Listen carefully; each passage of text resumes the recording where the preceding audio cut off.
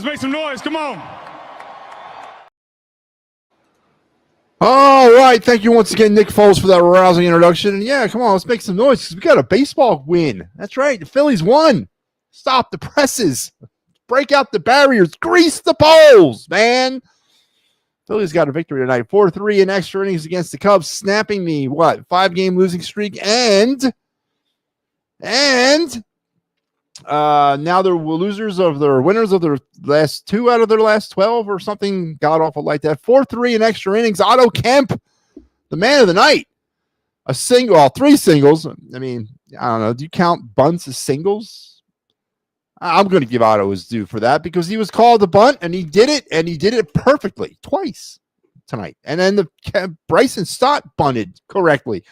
It was like this team spent their couple hours in between getting back from Pittsburgh and this game against the Cubs practicing bunting.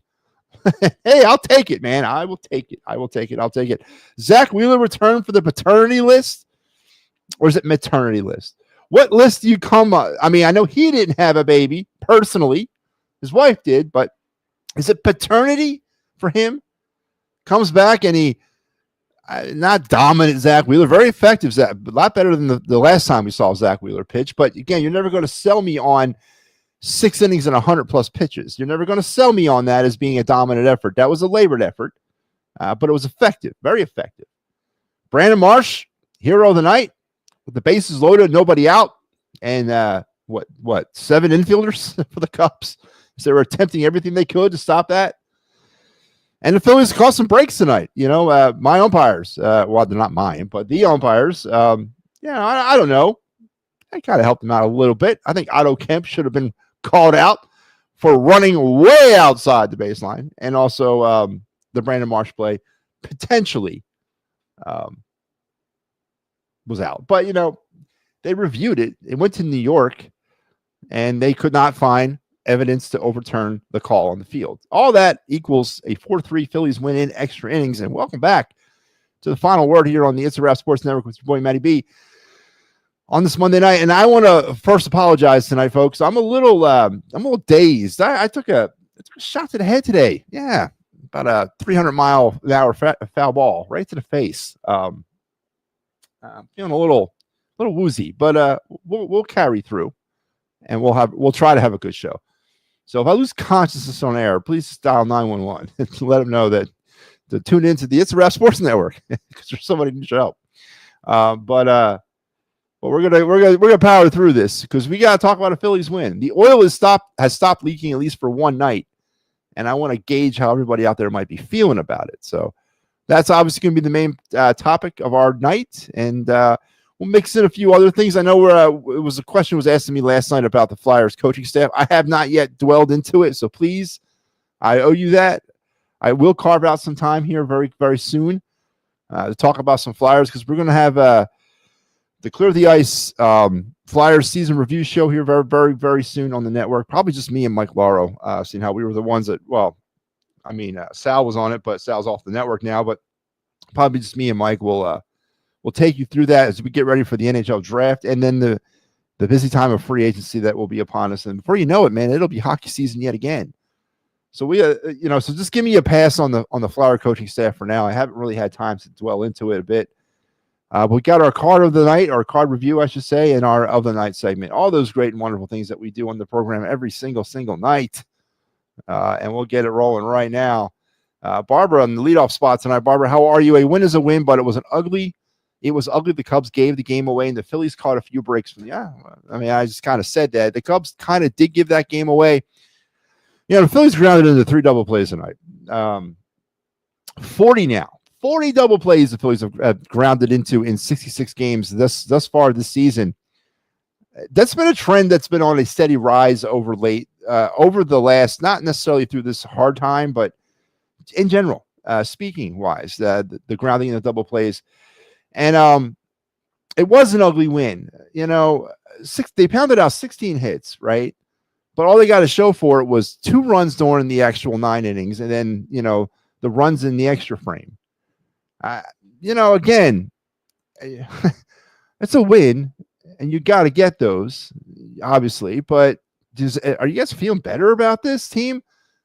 There's still some issues. A lot. I mean, nothing's been solved, right? We're that's a deeper day into it. But and I also mentioned the umpire situation a little bit. How are you, Joe? What's going on? Honestly, Kemp's best play was when he ran out the baseline and got away with it. Yeah, I mean, so it's funny when you're running up the baseline in that situation. Obviously, you're not going to take the wide angle because you don't have to, right? You're trying to beat out a bunt, but you're not supposed to run on the grass ever. And I know it, and they said on the broadcast that before the throw, he had to be back on the dirt. That's an umpire discretional call, because if you go outside he could have actually been called out while running, and based on an interference call, because he was running right in the pathway of a throw. So, Greg Counsell gets thrown out of the game for it, rightfully so. I would have been pretty hot too if I was him. That was I would love to know the explanation about that, of why he was not ruled out on that play. That was definitely they got away with one on that one, big time. Otto Kemp had a great catch. Otto Kemp, the man of the night, right? I mean, that's good to see for all of us Otto Kemp people out there that have been pushing for him coming up to this team for a very long time. Not the sexiest offensive stat line, 3 singles and 2 of them were bunts, but he did make a hell of a defensive play. And does Bone make that play? Yeah, that's a good question. Does Bone make that defensive play? But yeah, he made a great play. And he's trying to make the best of his situation, trying to make the most out of what he's going to have while he's here. And couldn't have happened to a nicer guy. So good job tonight, Otto Kemp, player of the game honors, rightfully so. Whoops, let's all throw a parade for a team who put up only 2 runs of the bullpen to blow it in the regular innings. Yeah, I mean, Michael Babernick, you're not going to find me here banging that drum. You're right. I mean, it was a very uninspiring game as I was watching it, and the Cubs should have won this game. The Phillies snatched victory from the jaws of defeat, which is a positive sign for a team that's trying to battle their way out of a bad stretch of games. But you're right. They should have lost. Absolutely. But yeah, I'm not going to hang my hat on that because they won. And, you could almost lose a lot of things. And if you pull it out at the end, you win. And you got to blame the Cubs a bit by not allowing the Phillies to pull themselves out of it. The Cubs had opportunities in that game as well to put the Phillies away, and they failed against a maligned Phillies bullpen that has no business really keeping anybody in any games. But the bullpen came up big tonight. Orion Kerkering came up really big. And I was looking at his ERA tonight. How the hell does he have a 2.13 ERA? I guess maybe he's not a high leverage, like a save or a closer type of guy. Maybe he is more of that 7th inning guy. Maybe I was wrong, but I don't think so. I think he's got stuff to be a closer, and they just don't know how to tap into it. But you gotta throw some fault if you're the Chicago Cubs, because they had an opportunity to put him down, and they didn't do it. So we all know this bunting and small ball won't last in the Robbie. His analytics will always win out. No, but you got to be happy with at least one night of it. And as I said, maybe they spent their batting practice today bunting. Maybe that's what the emphasis of batting practice was. Let's bunt today, boys. I want to see some bunting. What, Rojas bunting, Stott bunting, Kemp bunting? It's a buntorama, man. I mean, it was really cool to see. But does Harper lay a bunt down ever? I mean, if JT's spot in the lineup was at that particular moment in time, would JT bunt? Kyle Schwarber's going to bunt. So the Phillies followed an analytical playbook. They did. It wasn't the 21st century analytical playbook. It was the analytical playbook of the 90s and 80s, where players lower down your lineup bunt. So there was nothing magical about it. I mean, there was nothing off script about it. I got to give Rob Thompson some credit. He's got some baseball knowledge, and he's bunting with his players that are supposed to be bunting. So it would have been something to talk about if Kyle Schwarber laid down a sacrifice bunt, or if JT laid down a sac bunt. Now that would be Rob Thompson going out of character. Like, whoa, what the hell's going on? But having Stott, Rojas, and Kemp bunt, there's nothing really that magical about it to me, or off character for me. But that's not what I'm happy about. It was the fact that they executed it flawlessly every single time. There's some good bunting going on out there tonight. So you got to give credit where credit's due, that they executed the play. But to say that Rob Thompson went out of character a little bit tonight with that, I don't agree with that, Michael Papernick. Analytics will always run the day with Rob Thompson. It will always.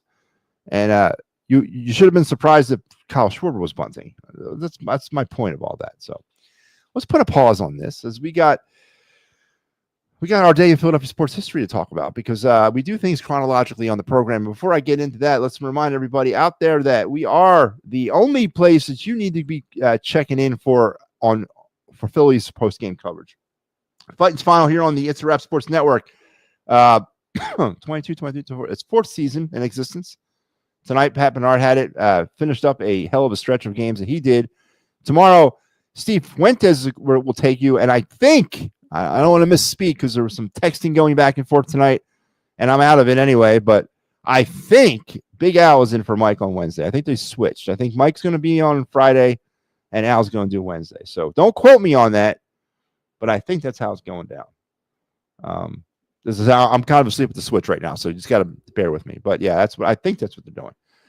So make sure you're checking out the Fighting's Final after every single Phillies game here on the It's a Wrap Sports Network, and also make sure you're checking out PNM in the AM every Sunday morning at 9, followed by the Attacking Third on Thursdays at 9. Myself, yours truly, every Sunday through Thursday at 10 on the Final Word, and Pat Bernard once again also coming at you with the wraparound at 10:30 on Friday. So and again, big news is coming. We're going to be adding probably 1, 2,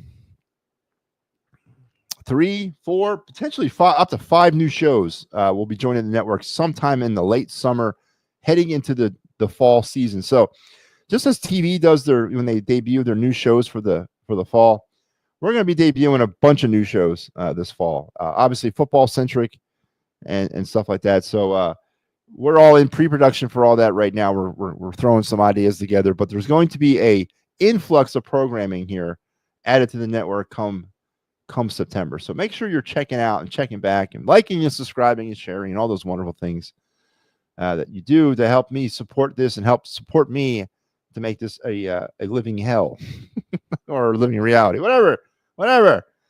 So let's get it going. Let's get strapped in, strapped on, strapped up. Keep your head, hands, and feet inside the car at all times, and let's roll with our day in Philadelphia sports history, June 9th, 2010. Come on, hockey fans. What happened on this night back in 2010? I'll give you one hint. It involved the Chicago Blackhawks. That's right, folks. The Flyers lost in Game 6 in overtime of the Stanley Cup Finals to the Blackhawks. The Blackhawks captured the Stanley Cup championship with that win. Flyers lost 4-3, by the way.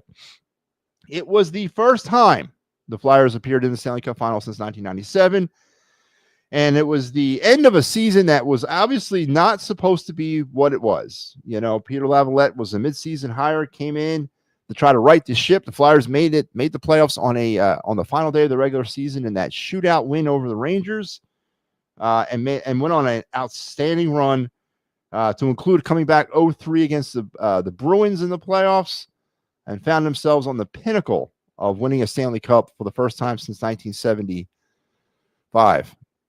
And, well, they fell short. And since then, of course, it's all been downhill for the Flyers. But on this night, I guess it all started. That's when the downhillness began. On this night back in 2010, Flyers lose to the Chicago Blackhawks in Game 6. I was actually on an airplane. You know what? Funny story. No, I wasn't. I was in Afghanistan. Yes, I was in Afghanistan on this night back in 2010. I watched this game at like 4 in the morning. I remember that game. I remember staying up watching it. So anyway, there you go. Your day in Philadelphia sports history. Flyers lose to the Blackhawks in Game 6 of the Stanley Cup Finals. You can't make this stuff up, man. Let's go with this one. Oh no, Hunt. I'll be all right, Barbara. You know, in the trappings of my profession, there's certain hazards that you gotta be aware of. You trust your equipment most of the time, and I trusted mine today. It worked, saved me, but boy, it rang my bell. Oh man. And I took it like, not typically I get it right in the mush, right in the I wear a mask. I wear the bucket. I like the goalie helmet. I don't wear a standard umpire mask. I wear the goalie helmet because I don't like wearing a hat, and you don't have to wear a hat when you wear the helmet. So typically, I take it right in the face part with the the freaking wire thing, the bars. Today I took it straight, boom, right on the forehead, man, and man, I don't think I've ever been hit like that before, but this too will pass. But thank you very much. Oh, Matty, the regular video isn't up again. Yeah, I don't know, man, dude. Ryan, I know, I noticed that too. I don't know what's going on Facebook, man. I don't know. Call Zuckerberg. Ask him what's up. I'm sorry. So Robbie has come out and said Kevin Long is the best hitting coach in baseball, how delusional the manager is and people that stand by him. Well, Kevin Long obviously has painted himself somewhat in a corner by not getting these high-priced free agents and these alleged superstars to be the best versions that they can be. But I'm going to push back just a slight bit on you on this. I'm not a big fan of does Kevin Long hold somewhat of a responsibility for this team's ability to hit? Kind of. But I equate it to what happened with the Flyers and Rocky Thompson with the power play. If you don't got the talent, you don't got the talent, right? Now, you could go push back at me and say, well, the Phillies have the talent and they're just not performing. And I'll agree with you. But this is not the Cape Cod Summer Collegiate League. This is not high school varsity. This is not JUCO. This is not Division II. This is not Division I. This is the major leagues. This is the 1% of the 1% play. This is the best. There's no higher level of professional or any higher level of baseball that you can play in on the earth than here. And you would think that players that have advanced to this level know how to hit, fundamentally know how to hit, and that a hitting coach at the major league level is there to provide assessments of swings and observations of tendencies with that swing, and to allow a player to provide that information to a player so they may process it better next time they're at the plate. Now, whether or not the player processes the information or applies the information, is that up to Kevin Long? Is that Kevin Long's responsibility to make sure that Bryson Stott listens to him or that Bryce Harper is listening to him? It's not. It's ultimately the player's responsibility. But again, I'm not advocating Kevin Long. He has been unable to unlock the potential of this offensive lineup since he's been here, or since they've been here. But I would give it more of a 20 to 80, 20% his fault, 80% the player's fault type of thing here. And because again, Kevin Long ultimately ain't the one standing at the plate trying to get a hit. No, I mean, he's supposedly passing on information to players saying, this is what I see you're doing. This is what I see the pitchers are doing to you. And I think this is what you need to do to counteract that. Now, whether or not those players are actually listening, do you think Bryce Harper listens to a damn thing Kevin Long says? Do you think Kyle Schwarber listens to a damn? The only players on that team listening to Kevin Long are probably Brandon Marsh, Alec Boehm, Bryson Stott, and Otto Kemp. They're probably the only players on the active Phillies roster that listen to Kevin Long. I mean, let's face it. And that's the reality of it, right? That's human nature, and that's the reality. So I am in agreement that Rob Thompson is like watching paint dry on a Sunday morning. It's boring as hell. And Kevin Long has not done his job per se by unlocking full potential of these players. But it's MLB, man. If I, as a hitting coach at the major league level, got to teach you how to hit, what the hell are you doing here? Or how did you get to this point? So, that's kind of how I feel about that, Mike. Usually I watch Sunday Stanley Cup Finals this year, but I have not watched one iota of the Stanley Cup playoffs this year. Nothing. Wait, never mind. Now I can first. I couldn't. Okay.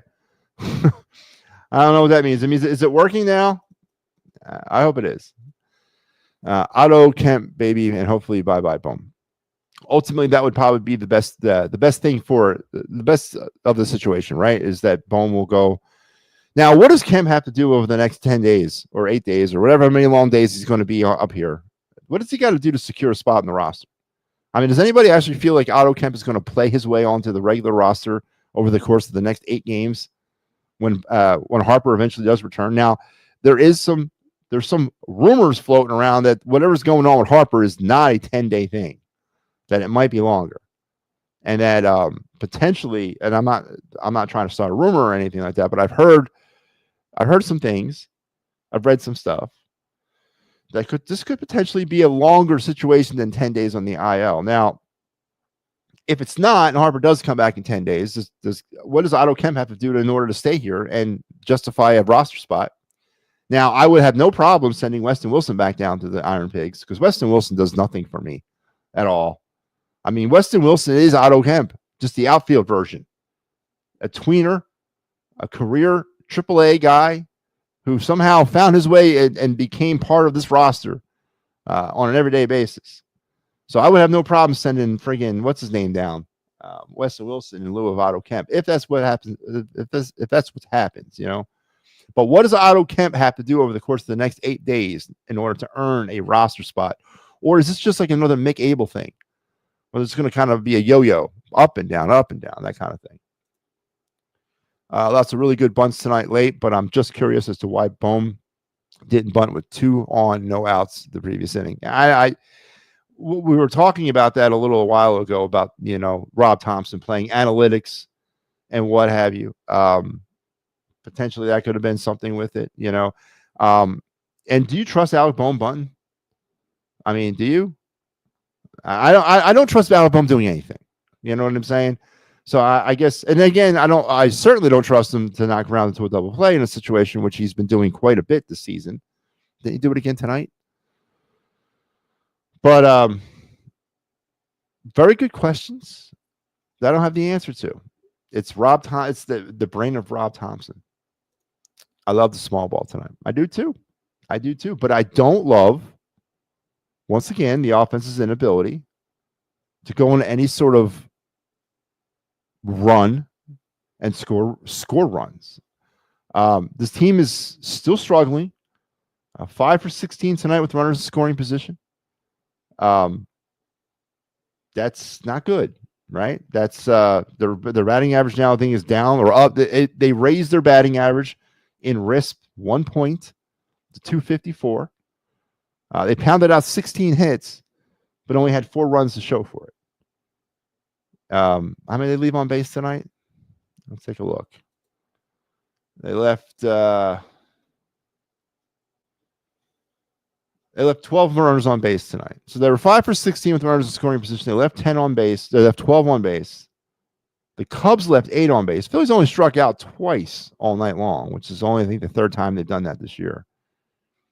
So they're obviously getting on base, and this has been the story of the Phillies for years, but they're not able to find a way to get them home. So there's still some problems. There's still a lot of problems. Nothing tonight changes anything, right? I mean, do you guys, are you on with me about that? Nothing changes anything. Why not Bohm, though? Why not Bohm bunting? Again, do you trust him? Do you trust Bohm to bunt? I don't trust him. Orion gives up an inherited run. Orion gives up the inherited runners to score. Nothing shows on his. That's a good point, Barbara. Most of his runners are inherited, and that's a very good point. I didn't even consider that. You're absolutely right. That's absolutely right. Small ball doesn't have to be bunting. Small ball can be looking to hit a ball the other way and going with the pitch. PII act only. I 100% agree with you. But again, if you're asking specifically about Alec Bohm, I don't know how many times he's done it this year, but he's consistently grounding into double plays. You know, I don't know what the offensive philosophy. And again, it's a liability for him to be up there. I agree. I don't trust Alec Bohm in any offensive situation. But if you're going to put him in a situation with runners on first and second and nobody out, you're probably going to ask him to pull the ball, drive the ball, get it out of the outfield, get it out of the infield, get it deep, get it out. because you probably don't have any faith and confidence of him to do anything other than that. So I agree. I understand. Small ball is not necessarily bunting. It's grounding. It's grounding the ball. It's pulling the ball to the other side of the infield to move runners over. It's station to station stuff. It's sack flies. It's it's all that stuff. I got you. But again, if you're specifically asking about Alec Bohm, they probably don't trust him to do any of that stuff. I mean, I don't. Win's a win, but unless they strive together, win's a win. But unless they string together a bigger win streak than their losing streak, it means nothing. A win's a win. Win's a win indeed. In June, they are 2-6 now. By the way, for the month of June. Yeah, I coming out of this game, it's not like I have now oodles of confidence in this team that all of a sudden go on this great streak and great run. They did not show me anything tonight other than the fact they could bunt. And do it pretty well, but that's all. That's all they showed me tonight. They're still the same team. It's still the same MO. They just laid down a few bunts and got a few lucky calls from the umpires tonight. You take away those bunts and those lucky calls, do we win this game? I don't know. They didn't do anything Herculean. They didn't do anything to justify the fourth largest payroll in the major leagues. Nothing. And they haven't been doing that for a long time. So a win's a win. But let's not lose sight of the fact that this is not a properly constructed baseball team. Let's not lose sight that this team still is not a World Series contender, in my opinion. They're going to get in. Well, it depends, I guess, on what your definition of World Series contender is. I would imagine if you make the playoffs, you're considered a contender. So let me strike that. I guess they are a World Series contender because I do think they make the playoffs, but they're not winning the World Series. We still agree to that, right? That structurally, this team stinks. And they're not going to win a World Series with the players that are currently on this roster. Is that still the reality that we're all going with? Or have we all of a sudden flipped the switch after one win against the Cubs in early June? Because do you honestly think anyone's going to be bunting in October? Well, I mean that facetiously because teams do play small ball in the postseason, a lot of them. But are the Phillies going to? No, of course they're not. So there was nothing really positive is the win, but something that I can pull from this game and feel better about this team going forward into tomorrow. No, it's the same team. No. People. I don't know what that means. Hopefully some foolish GM out there will think Bohm is worth taking now because he's ethics fool's gold. I think that boat sailed. We should have moved him last year, right before the All-Star break or during the All-Star break. Steve, I think we're playing the Nationals and Marlins soon, so good chance to win those. Yeah, and I think Barbara's being sarcastic about that because everyone's going to be using the same verbiage come those series, the Marlins and the Nationals. But Barbara, we were also facing the Pirates just a few hours ago, so nothing's for sure anymore. And I don't know if those games are for sure anymore either. But it's the same thing. That's really all I'm trying to say. It's still the same team. So get excited if you want. And it's a win. And it was an electric atmosphere down there at the ballpark. And it's June. It's baseball season. It's hitting season. It's all those things. And it's great to be an American in Philadelphia because it's baseball time. And it's really what this time of the year is when it really kind of starts really feeling like baseball. But the end of the day or end of the night when you're laying in the dark with just your thoughts, it's still the same team. Whether or not you believe it or not, it's still the same team. Crawford's hitting over 300 and hearing they might put him in left field with Marsh in center field. The Marsh train needs to also.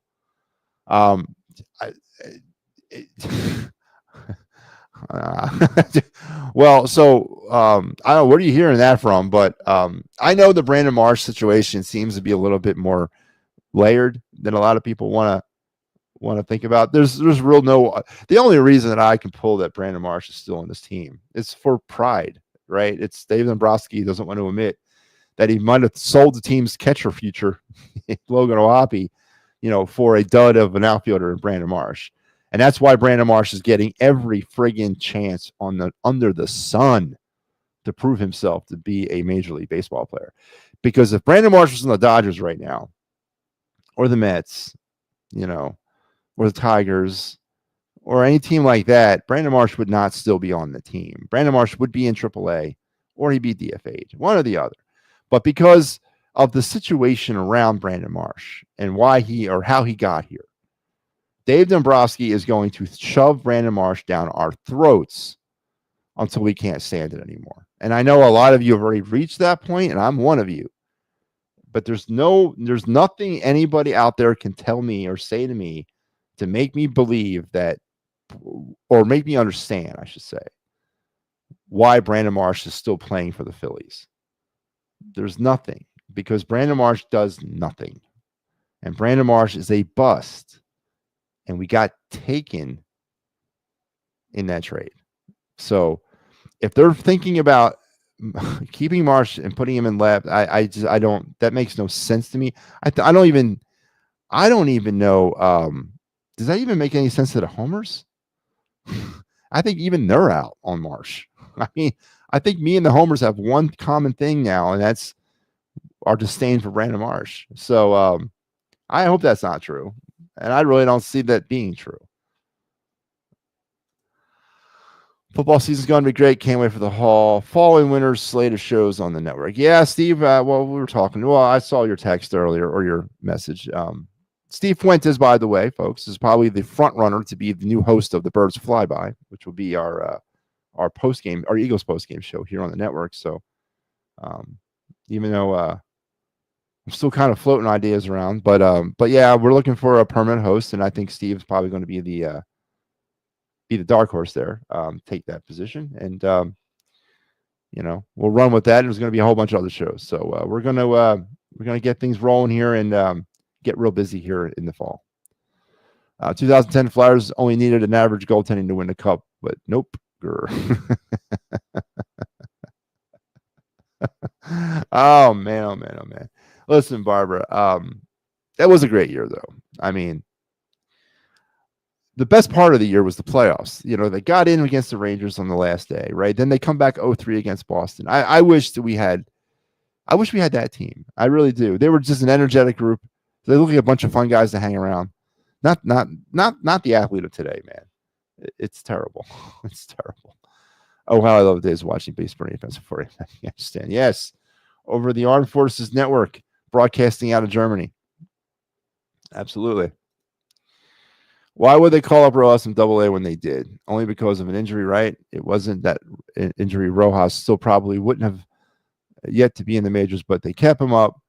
Oh, but they won't call up Crawford to play. Why? Because Rojas was not the first round 13th overall pick, or whatever Crawford was in 2020. It was 15th, or might even been lower than that. I don't know. I don't remember. But Rojas wasn't selected in the top 20 of the MLB draft the year that he was drafted. That's why. I mean, come on, Steve.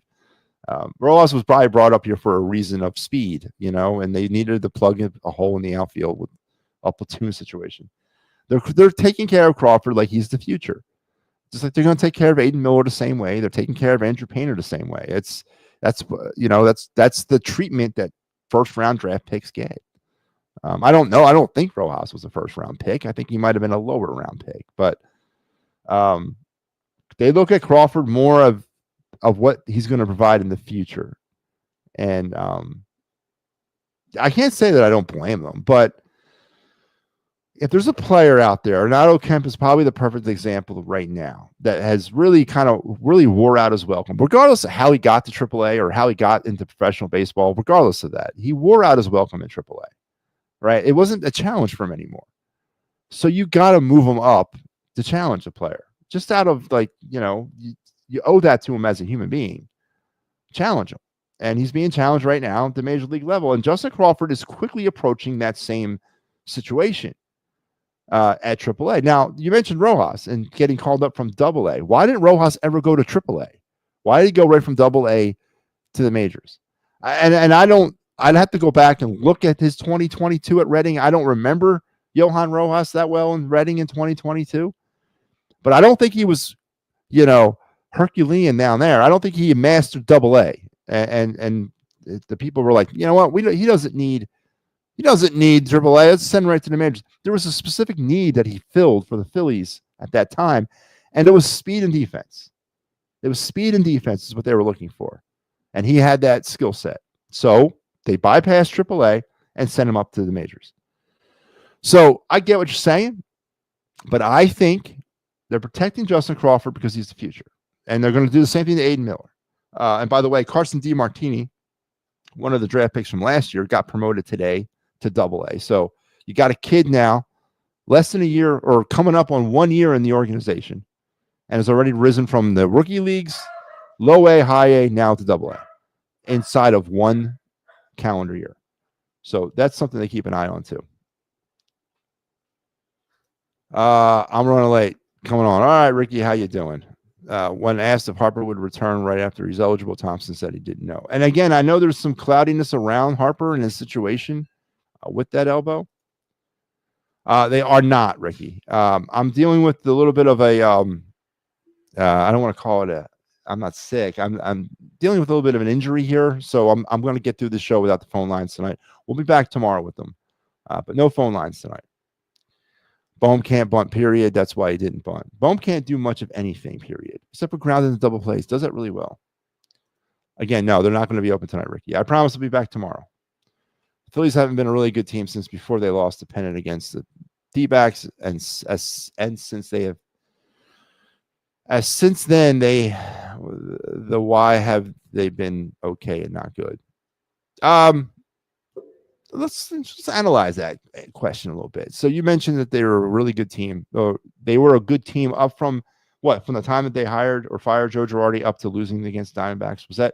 Would you consider that the zenith of Phillies, Mike?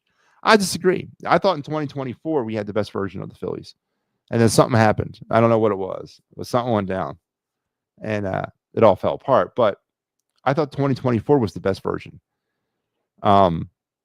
So I would go a little bit further than that and say that it actually happened last year. And then since London, things have gone off the rails.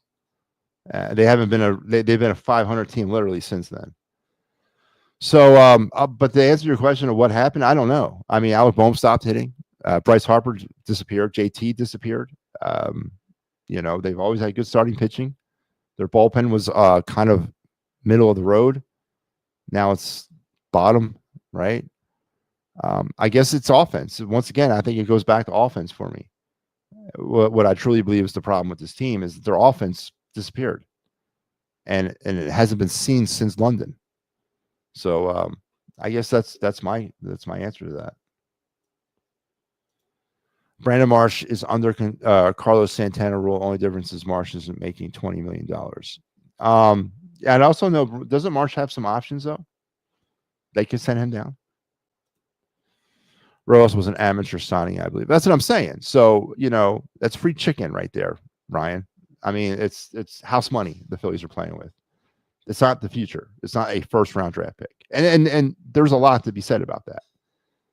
If you look at history of MLB players or hell, any sport that has a minor league system, the first-round picks are always given not special treatment, but they're looked at in a different way. They're looked at as the future of the franchise, not necessarily the present of the franchise. Now, everyone else sort of fills in a role.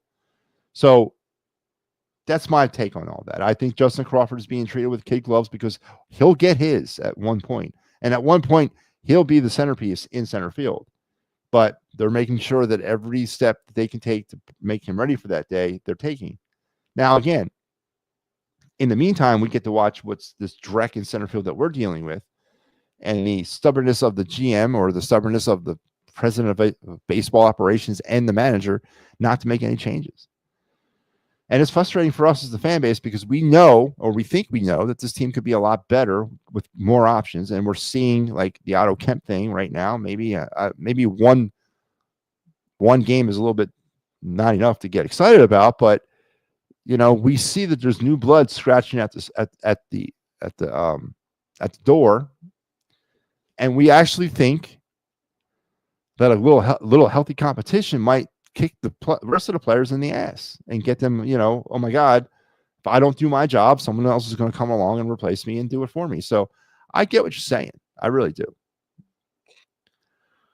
If Crawford has the Braves minor leagues, he would be up playing last year. And if he's not up at the start of the season at the Braves, don't let the young stars just dwindle. I don't know.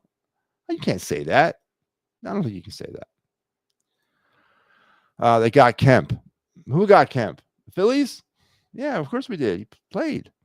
Joe House says tomorrow, feeling better. Can we do a number 9? Yes, we will do. We'll get back to our top 10 greatest trades of Phillies history tomorrow. I imagine I'm going to go to bed right after this and hopefully wake up refreshed. I got 3 games tomorrow, but only 1 on the plate. So hopefully they take it easy on me. But yes, we'll get back to the standard show tomorrow. If we don't get hijacked again by another Phillies game, but I promise we will. And number 9 will be on the part of our show. I thought they were done with the dumping water. What's that? What's that mean? The St. Louis Blues won the Stanley Cup after Berube took over halfway through. They were horrible that season before Berube. Believe Vegas won it all too after Dobie. Yeah, I remember that year with Berube and the Blues. Weren't the Blues the one team that was worse than the Flyers at Christmas? What was it? They were the worst at Christmas. They were the St. Louis Blues were the worst team in the NHL, and they went on this amazing second half run or second part of the season, not second half, but back end of the season type run. And they ended up with the 5th seed? They weren't even an 8th seed. They got in like as the 5th. Middleton is pinching pennies with guys. Look at Rojas because he's overspent on guys who hasn't produced as they should. Yeah. And that comes to that comes at a cost. We tried. I mean, the Phillies. If we were waiting for the Phillies minor league system, now that's another point. If this was the A's or the Rockies, or we weren't the Phillies, we weren't in a major market, we didn't have the 4th highest payroll in baseball, would Justin Crawford be playing here right now? Right? Would Aiden Miller maybe be playing here? Would Andrew Painter already made his debut here? I mean, it's all obviously situational based. And yes, John Middleton made a conscious decision back in 2019 to say, you know what? I think we're getting to where we need to be. Now I'm going to start spending stupid money to try to buy us a championship, kind of counteract the development of our players in the system, give them more time, kind of hide them down there while I go out and I buy these players and hopefully, win some championships along the way. And then we can work these guys into the lineup afterwards. It's all, of course, it's all situational.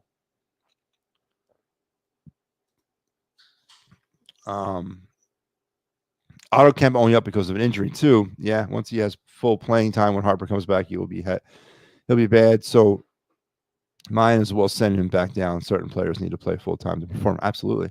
And that was one of my questions earlier on: is what are you going to do, or what specifically does Otto Kemp have to do to earn a full time roster spot? Because you're right, Ryan. I don't want to see Otto Kemp sitting on the bench. That's not where he's going to learn how to be a good player, because that's where no one learns how to be a good player. And if you're a young player, and when I mean young, maybe not so much by age, but by experience, you do need to play to get that experience. And will he get that opportunity every day when Bryce Harper returns? That's a great question. And, I think, unfortunately, we already know the answer to that. And that sucks. So if Dombrowski is fired after the season, I'm hearing Preston Manley would take over possibly. Well, we'll screw this up by not going after Theo Epstein, who knows how to build championships. So are you saying that Dombrowski gets fired and then Preston Mattingly becomes the new president of baseball operations, and then he hires himself a GM? Because is that what you're theorizing as, Michael? Is that Preston will not want to be like dual rolled? Because I know Dombrowski's not dual rolled, but Dombrowski seems to do all the personnel stuff. So you think Mattingly would hire somebody to do the personnel stuff? Yeah. I don't know if Preston Mattingly is a lock to become the president of baseball operations after 1 year of the kind of filling in for the GM. I don't know if that's a lock. What Merrifield showed he couldn't do coming off the bench. Yeah, it's a valid point. It's a very valid point. And we could have all the great young talent in the world, but if they're not playing every day, what does it matter? You're right. And that's what I said this last night as well, is that what's it going to take to turn it around? Is it going to be a major trade to sort of unblock some paths and to make some players uncomfortable? Or is it going to be firing the manager? What do you do? What is the easiest route there? Or what is the more realistic route? And what is the route that's specifically going to bring us a championship? It's not going to be as easy as a lot of people. I mean, I know a lot of people want Otto Kemp to play every day. And I'll use Kemp as an excuse or example, not excuse. Otto Kemp needs to play every day. Right? Right now, he can because Harper's down and Bohm will play first. But when Harper comes back and Bohm's back at third, is Otto Kemp auditioning right now for an opportunity to supplant Alec Bohm as the third baseman? And is that really even a reality? Even if he hits, say, 800 with 9 homers and 15 RBIs in 10 games, is that going to be enough to secure him a starting position as a third baseman and send Bohm down? Now, in everyone's gavel reality, it's yes, absolutely, because it's a competition and nothing's permanent and you have to earn your keep. And I guess Bohm's really a bad example here because Bohm's still under a team-friendly deal. It's only making about $4 million a year or so through arbitration now. So that's a lot of money. So, but are the Phillies willing to say we're spending money, big money on players, and we're going to sit them on the bench for our rookies to play, or we're just going to let these players play out their contracts, most of them, and then, filter in our rookies? I get what everybody wants to hear, and I agree with it. But the reality of the big business world is Otto Kemp is not bringing people to Citizen Bank Park. Bryce Harper is. Otto Kemp is not, selling Phillies having Phillies merchandise fly off the shelves. No, Bryce Harper is. So that's the reality of it all. People are paying to go see Bryce Harper, not necessarily Otto Kemp. I mean, does that make sense? It's all about cash flow. I agree. The headshot got messed up.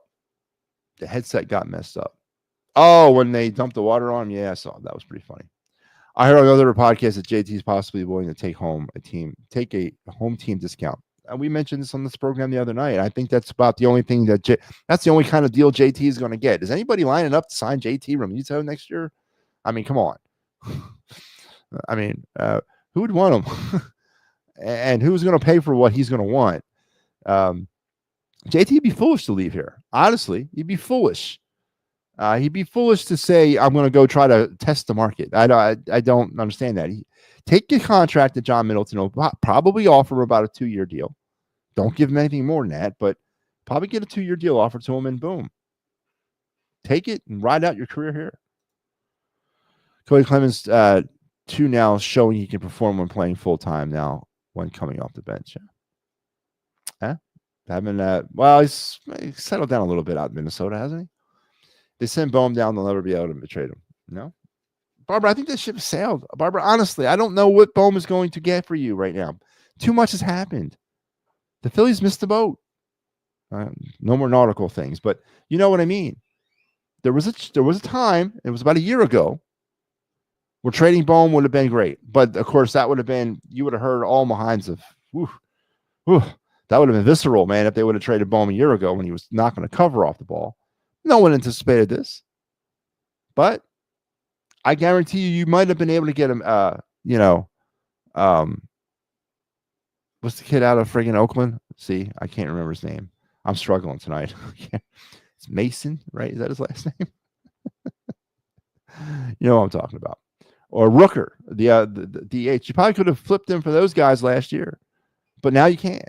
Now you can't. Because everyone's seen now what Bohm can be on both sides.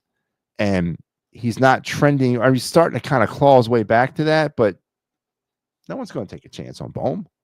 Nah. Yeah, you had your shot. You didn't do it. I would trade Harper and Stott to the A's for Claude Mason Miller. God damn it. Rooker and some of that young talent to bring up Miller and put him at shortstop and Turner at second. We talked about this as well. That would make a lot of sense for us. And I think that make a lot of sense for the A's. Think about it, man. Bryce Harper. A new face of the franchise. They're moving to Vegas, right? Harper's from Vegas. Stott's from Vegas. I mean, hometown boys coming home. You could Harper would be the new face of the Las Vegas A's. And I don't think Harper would be up against wanting to be traded to Las Vegas. I think he'd love it. I think he'd be into it. And I think Bryson Stott would like to go home too. I would be down for that. The A's ain't going for that trade. There's no way in hell. But if they would, I'd take it. Absolutely. LOL, exactly, man. What team would want JT as no one's going to want him as an everyday catcher. That's not what he is, and he's going to want to get paid as an everyday catcher. And no one's going to want to buy. No one's going to want to spend that because no one's going to make him an everyday catcher except here, because we don't have an everyday catcher after he leaves. We don't. Not for another few years. Zach Wheeler becomes the 10th Philly pitcher to. Yes, absolutely. Congratulations. Lost in all that Star Wars was Zach Wheeler's 1,000th strikeout tonight. And once again, he's part of my Matty B's all-time top Phillies starting rotation, right? He's my 5th starter on my rotation of all time. I think it's him, Schilling. Him, Schilling. Was it Hamels was 3? No, Hamels wasn't 3. It was him, Schilling, Bunning, Robin Roberts, and Steve Carlton. I think that was my top 5 rotation. And it's pretty impressive that I gave that to Zach Wheeler. The fact that he's still an active player. Jack Wilson, shortstop on Athletics, is probably Rookie of the Year. Yep. Jack Wilson, really? You think so? I would trade phone for just cash considerations. I wouldn't. I want something for him, man. Get something for him. All right. We are coming up to an hour, which is great. Phillies conversation once again dominates tonight. Nothing wrong with that. But we do have some other things we got to do in the program. Let's go to the other night.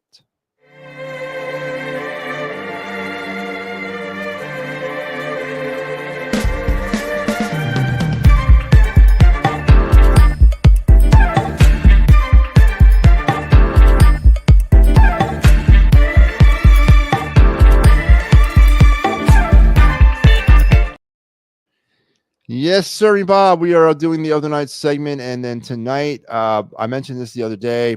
We are falling behind in our quest for. We got drafts coming up. We got 2 of them. You got the MLB draft and you got the NHL draft happening here in the next month. Less than a month, actually. I think the NHL draft is the end of the month, and the MLB draft is over All-Star Weekend. So. We here on the It's a Wrap Sports Network, and specifically on this program, have been giving you updates on these players. I've been talking to NHL draft since probably January, and I've been talking MLB draft since. Well, no, I've been talking NHL draft since Christmas, and MLB draft since January. So we've been going through these players who I think that are going to be your top tiered players.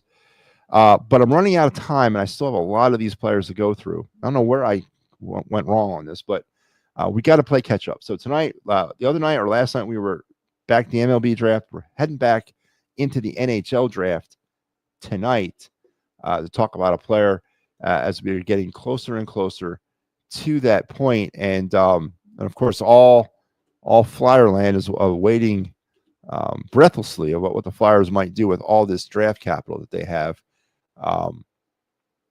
to help them out next season, potentially maybe return to the playoffs.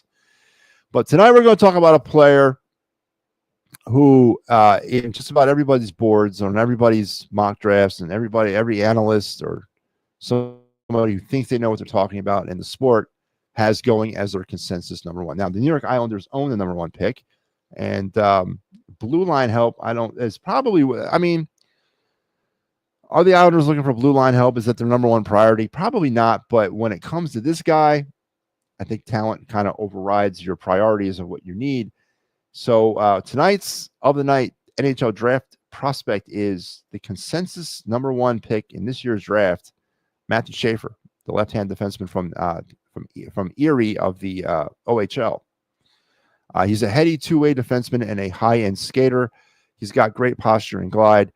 He's balanced and flowing skater with light edges. He's mobile in all 4 directions. He is your prototypical offensive defenseman of the 21st century.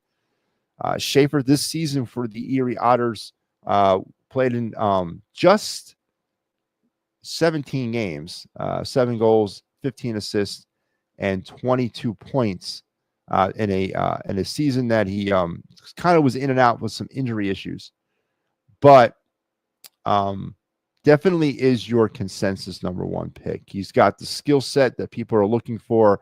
He's more obviously offensive minded. He is a straight power play quarterback, prototypical power play quarterback at 6'1", 174. He's big enough to play the blue line and light enough to move fast. And the Islanders would be foolish to let this kid go. I think he's definitely a perennial. You know, you got the kid from what's Cole Hudson. Did he win the Calder? I don't even know if they've announced it yet, but the Cole Hudson from the Canadians, who does not even have half this kid's skill set, kind of took the league by storm. Matty Schaefer is going to be a different type of defenseman in the future. People are going to be looking at him with a lot of, this kid's going to be the real deal. He's going to be one of the next superstars of this league. And the Islanders would be straight foolish in not drafting him. And plus, they need to draft him because it fits my narrative of the Flyers getting one of those centermen that I covet, specifically Roger McQueen. So Matty Schaefer needs to go here at 1 so I can preserve some of these centers that'll get down to the Flyers at 6. So my fingers are crossed that the Islanders take Matty Schaefer, but just remember, I'm making a deal with the devil because we're going to have to deal with him numerous times throughout the seasons when we face the Islanders. But there you go.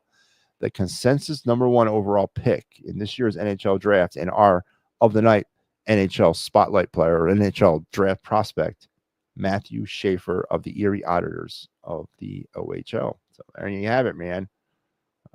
Really the real deal, man. This kid's going to be the big time guy.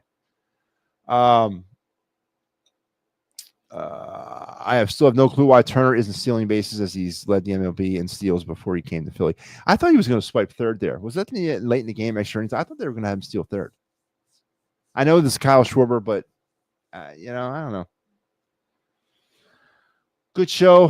Thank you. Ego signed Jerry Alexander. Is that correct? Interesting. Is that just breaking news? Are you breaking that tonight, Star Wars? 170 pounds. He's kind of small, I guess, still growing. I don't know. Listen, Barbara, I'm telling you, at 6'1", for what the Islanders are going to want him doing defensively, he's not a defenseman, right? He's an offensive defenseman. I guess maybe the best comp I could give you is Jamie Drysdale on steroids, right? And I'm probably doing a discredit to him by saying that, but he is not going to be looked to really play defense. It's going to be power play quarterbacking and starting an odd man rush or starting a rush or being that guy on the back end in the offensive zone. They're going to, his defensive skill set, it's not what he's there for. It's his offense, and he's a different level. So I get what you're saying, but I'm just trying to kind of telling you what I think the NHL is looking at here with this kid. So there you go. Matty Schaefer, our of the night NHL draft prospect. Look for him to be the number 1 overall pick. All right, let's go. Let's wrap it up. The best part of the night.